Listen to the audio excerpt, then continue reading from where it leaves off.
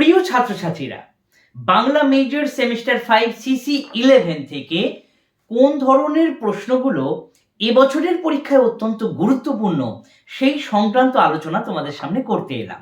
তবে প্রথমেই বলে রাখি, এই পার্ট অর্থাৎ সিসি 11 থেকে কিন্তু তোমাদের প্রশ্নপত্র বুঝতে একটু সমস্যা হচ্ছে।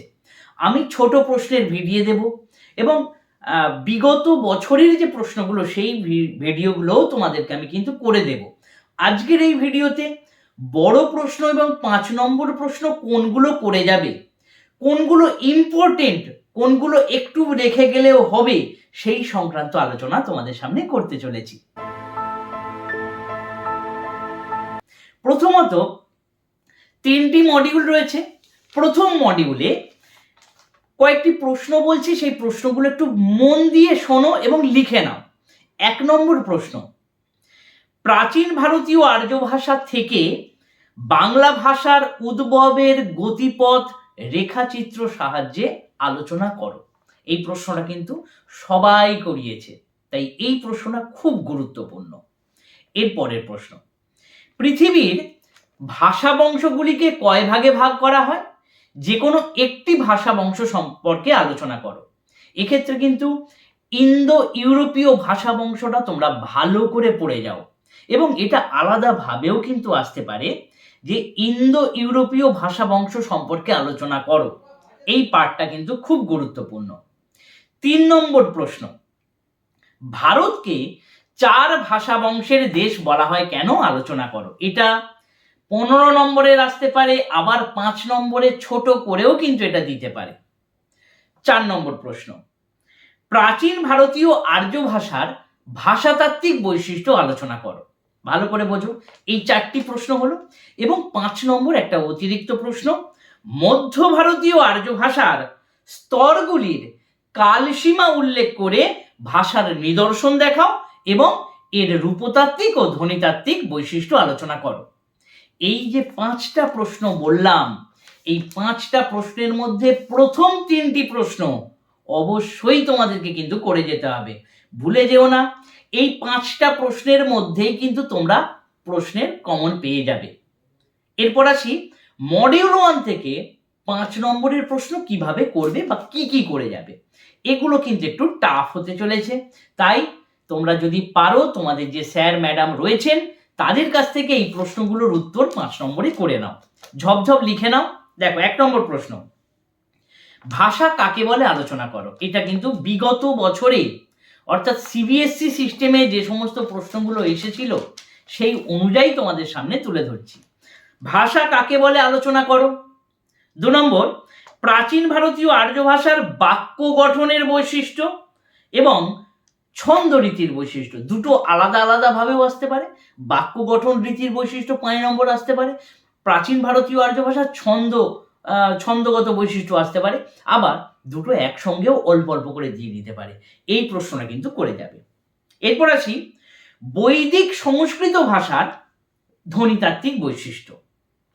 তারপরে প্রশ্ন, বৈদিক সংস্কৃত ভাষা বলতে কি বোঝো, অথবা ক্লাসিক্যাল সংস্কৃত বলতে কি বোঝো আলোচনা করো। এই প্রশ্নগুলো কিন্তু অবশ্যই করে যাও। তাহলে মডিউল 1 তোমরা আশা করছি বুঝতে পেরেছো। এরপর আসি মডিউল 2। মডিউল 2তে একবার ভালো করে দেখে নাও, 2টি প্রশ্ন তোমাকে অবশ্যই করে যেতে হবে।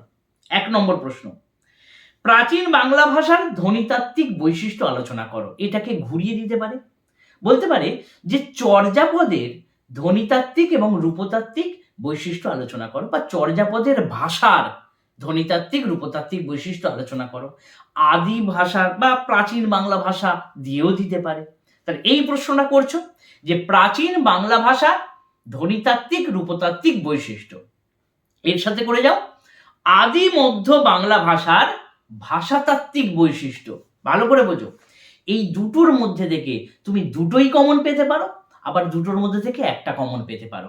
এই দুটো প্রশ্ন কিন্তু একদম ছেড়ে যেও না। তাহলে ব্যাপারটা বুঝতে পারলে, প্রাচীন বাংলা ভাষার ধ্বনিতাত্ত্বিক, মানে ধ্বনিতাত্ত্বিকের মধ্যে রূপগতও পড়ছে এবং ধ্বনিগতও পড়ছে, এবং আদি মধ্য বাংলা ভাষার ভাষাতাত্ত্বিক বৈশিষ্ট্য এর মধ্যেও সেম। এর মধ্যেও ধ্বনিতাত্ত্বিক বৈশিষ্ট্য পড়ছে এবং রূপতাত্ত্বিক বৈশিষ্ট্য পড়ছে। এই দুটো প্রশ্ন কিন্তু একদম ছেড়ে যাওয়া যাবে না। এরপর আসি মডিউল 2-তে তুমি 5 নম্বরের প্রশ্ন কোনগুলো করে যাবে। দেখো, 1 নম্বর, শ্রীকৃষ্ণ কীর্তন কাব্যের ছন্দ রীতিগত বৈশিষ্ট্য এবং বাক্য রীতিগত বৈশিষ্ট্য, এই দুটো কিন্তু ওই আগেরটার মতনই। ছন্দ রীতিগত, বাক্যগত বৈশিষ্ট্য, এগুলো দুটো একসঙ্গেও দিতে পারে, আলাদা আলাদাও দিতে পারে। এরপর আসি প্রাচীন বাংলা ভাষার ক্রিয়াপদের ব্যবহার, খুব গুরুত্বপূর্ণ। তারপর আসি প্রাচীন বাংলা ভাষার স্বরধ্বনি। প্রাচীন বাংলা ভাষায় তালব্য স এবং দন্ত স এর ব্যবহার আলোচনা করো। আদি মধ্য বাংলা ভাষার ক্রিয়ার কাল। প্রাচীন বাংলা ভাষার বৈশিষ্ট্য, এখানে ধ্বনিতাত্ত্বিক বৈশিষ্ট্যটাই বেশিরভাগ দেয়, কিন্তু যদি শুধু বৈশিষ্ট্য আসে তাহলে তোমাকে 3টে ধ্বনিতাত্ত্বিক বৈশিষ্ট্য, 3টে রূপতাত্ত্বিক বৈশিষ্ট্য আসবে। যেহেতু প্রাচীন বাংলা ভাষার চর্যাপদটা তোমরা করে যাচ্ছ, এখান থেকে তুমি লিখে দিতে পারো, সমস্যা নেই। তাহলে এখান থেকে তোমরা বুঝতে পেরেছো যে মডিউল 2 থেকে কোন কোন প্রশ্নগুলো তোমাদেরকে করে যেতেই হবে। এরপর আসি মডিউল 3। মডিউল 3-তেও দুটি গুরুত্বপূর্ণ বড় প্রশ্ন আমি বলে দিচ্ছি, এই দুটো গুরুত্বপূর্ণ প্রশ্নের বাইরে হওয়ার সম্ভাবনা নেই।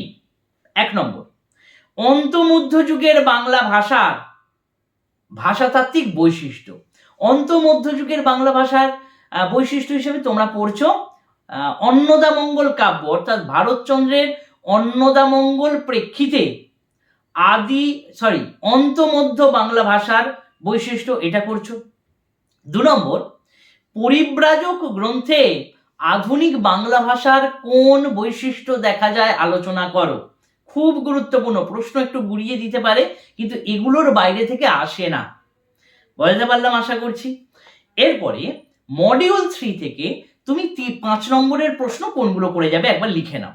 প্রথম প্রশ্ন, আধুনিক বাংলা ভাষার শব্দ গ্রহণ বা বিভিন্ন ভাষা থেকে যে শব্দ গ্রহণ বা শব্দ ভাণ্ডার, এইভাবে প্রশ্ন আসতে পারে। বিদেশি শব্দ কিভাবে প্রবেশ করেছে, দেশি, তৎসম, তদ্ভব শব্দের ব্যবহার, এটা খুব গুরুত্বপূর্ণ, কিন্তু ওই জন্য 1 নম্বরে রেখেছি। 2 নম্বরে অন্তমধ্যযুগে অপিনিহিতির ব্যবহার এবং মহাপ্রাণ ধ্বনির ব্যবহার, এই দুটো আলাদা আলাদা প্রশ্ন, আমি একসাথেই বললাম। অন্তমধ্যযুগে বাংলা ভাষায় অপিনিহিতির ব্যবহার এবং মহাপ্রাণ ধ্বনি।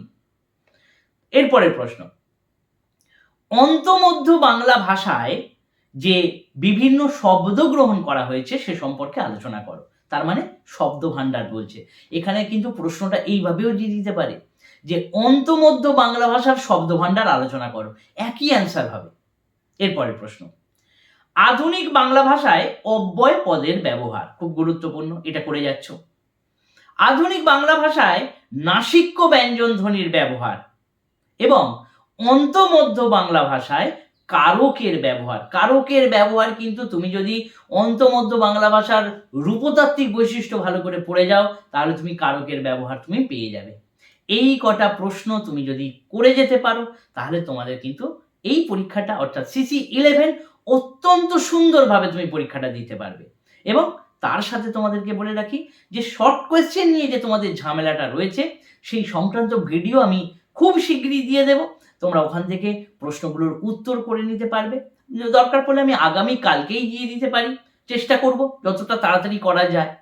এছাড়া আগামী সেমিস্টারে তোমরা যদি কেউ পড়তে চাও অনলাইন কিংবা অফলাইন, তোমরা অবশ্যই যোগাযোগ করো। ধন্যবাদ।